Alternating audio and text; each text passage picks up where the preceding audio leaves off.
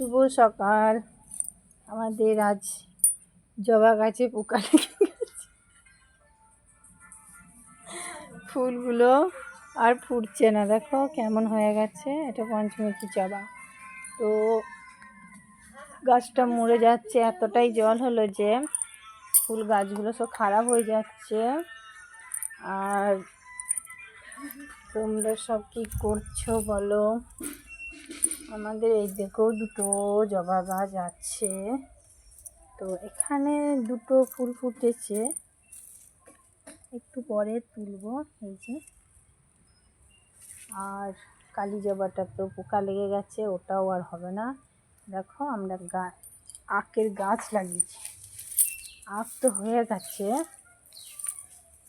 এটা আমাদের বাড়ির পিছনটা, আখের গাছটা দেখো। আর এই যে পাতাটা কত সুন্দর লাগছে দেখো, এগুলো টবে লাগাতে হবে, দেখতে আরও লাগবে। আর আখের সাইজটা দেখো, এখনও মোটা হয়নি, এখন ছোট সরুর মধ্যে হয়েছে।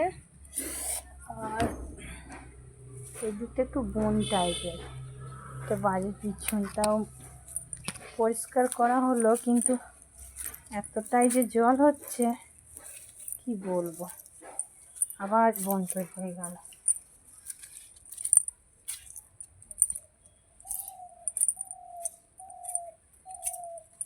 তোমরা সবাই মিলে সাপোর্ট করো, লাইক কমেন্ট শেয়ার করো, যাতে আমি একটু এগিয়ে যেতে পারি। কেননা কি বলে, ফুলগুলো দেখো কি সুন্দর লাগছে, দারুণ লাগছে। আজকে অত ফুল ফোটেনি তো, কি আর বলবো।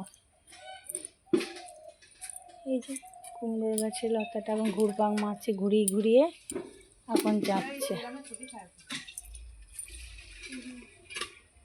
আমাদের এটা একটা রান্নাঘর ছিল কাঠের, তো এটা একদম বেকার হয়ে গেছে, আর ব্যবহার হয় না, এইভাবেই পড়ে আছে। টাটা।